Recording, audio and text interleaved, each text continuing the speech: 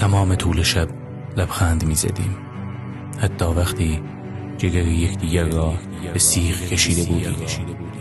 به دور آتش به زخم هم نمک می پاشیدیم. این می توانست وحشتناکترین پلان یک فیلم پرفروش باشد، بی آنکه دندانهای نیشت درازتر شوند، بی آنکه گردنت را جویده باشم. اما ما تمام طول شب لبخند زدیم و از رازی سخن گفتیم که سالها در کتابهای من نهفته بود. عنکبوت‌های تحصیل کرده تمام کتابخانه را مرور کرده بودند، بی آنکه چیزی فهمیده باشند از رازی که در کتابهای من نهفته بود.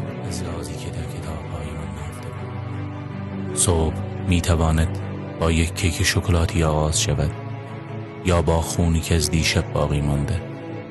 فرقی نمی کند.